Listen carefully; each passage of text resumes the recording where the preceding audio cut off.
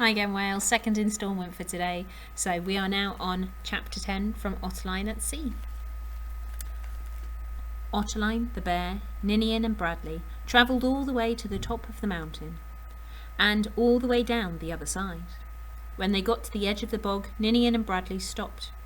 Are you sure you want to go on? Asked Ninian. It's cold and wet. I've heard this is where quite Bigfoot, the abominable the abominable troll lives. Apparently he's... We know, said Ottoline breezily. She turned to the bear. Ready? Ready, the bear said. He was shaking a bit, but it didn't show under his Himalayan raincoat. Rather you than me, muttered Bradley. Ottoline and the bear trudged through the bog. It was cold. And there they are.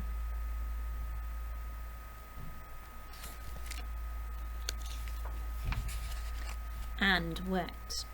Then it began to rain. They didn't see anyone anywhere. Then Ottoline heard a muffled sneeze, and then another. Following the sound, she came to a hole. In the bottom of the hole were two small hairy Norwegian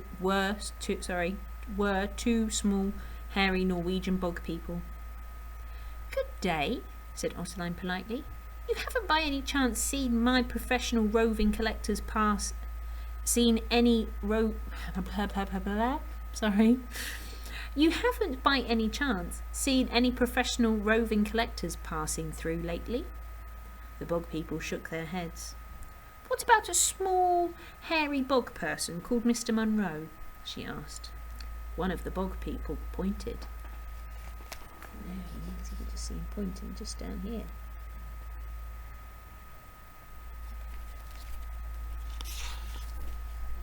Ottoline looked down and saw a trail of footprints.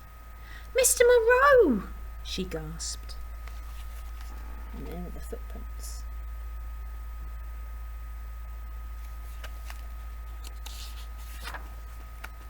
It continued to rain, heavily.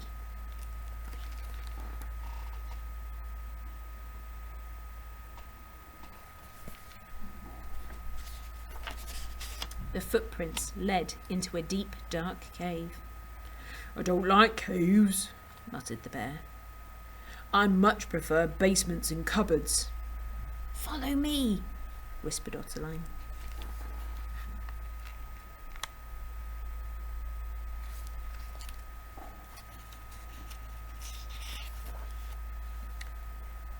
Bigfoot! There he is. Look at those feet.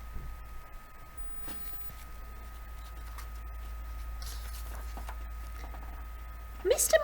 Munro! He's turned a light on and we can see Mr. Munro and quite Bigfoot together. Quite Bigfoot looks quite friendly actually when he's not in the dark. 2 pages. Ottoline stared at quite Bigfoot. He was huge and he did have quite big feet, but he wasn't scary at all. In fact, he looked rather shy. Are you the reason Mr. Munro came to Norway? She asked. Quite Bigfoot nodded his shaggy head. But why didn't you tell me? Ottoline said, turning to Mr. Munro. Mr. Munro handed Ottoline the glasses he borrowed from Ottoline's parents' collection. Ottoline put them on.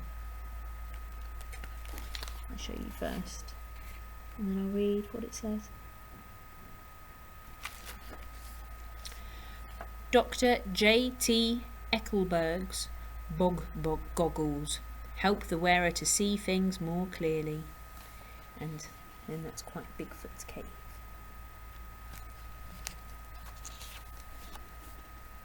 And saw, let me just check, not missed a page.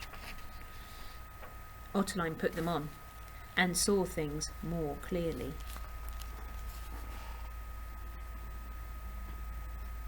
Can you make out what she's seeing?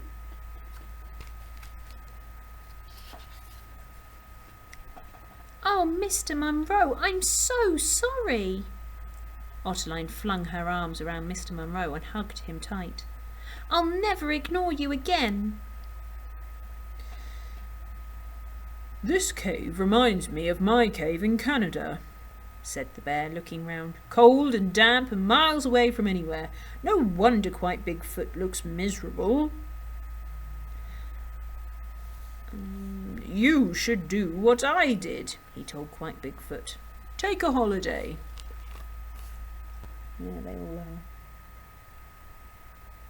Where do you think Quite Bigfoot might go on holiday? "But don't you see? He can't go on holiday," said Ottoline. "That's the trouble. He's Quite Bigfoot, the abominable troll of Trondheim. Troll spotters are out looking for him, telling stories about how big and fierce and scary he is." Quite Bigfoot nodded his shaggy head sadly. "They'll track him down," said Ottoline. Quite Bigfoot nodded. "And point and stare and take photographs," Ottoline went on. A big tear ran down Quite Bigfoot's hairy cheek. "Unless," Ottoline smiled. She's come up with an idea.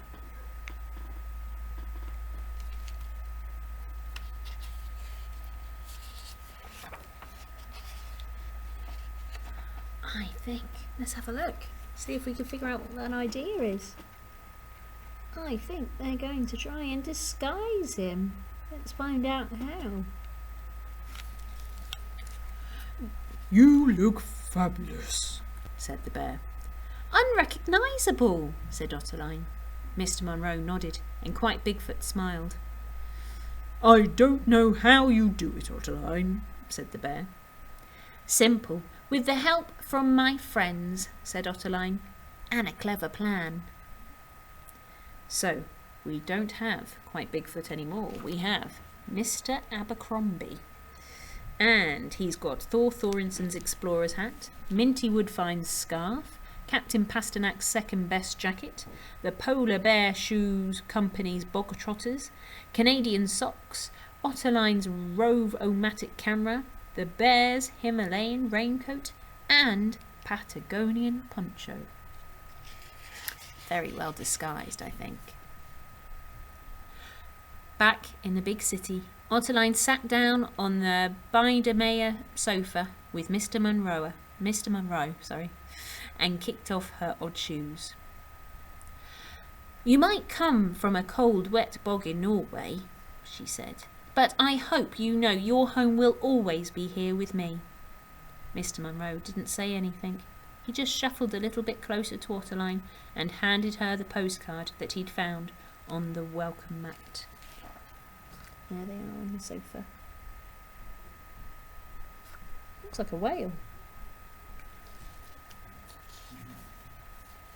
And there's the postcard, which I will read.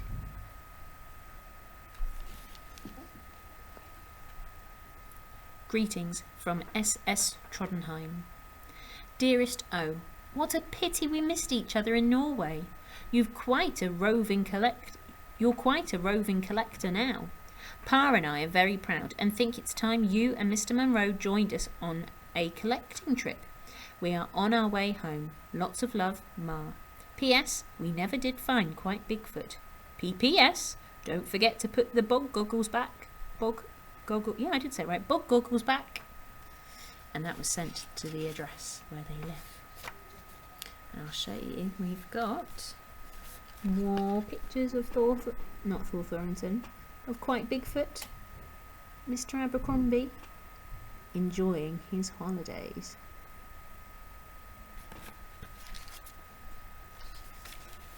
And that is the end of the book. So I hope you enjoyed that final chapter of Ottoline at Sea and you enjoyed the book. I'll find a new book to start us off with for next week. Have a fabulous weekend and I will see you very soon. Take care. Enjoy the weekend. Bye.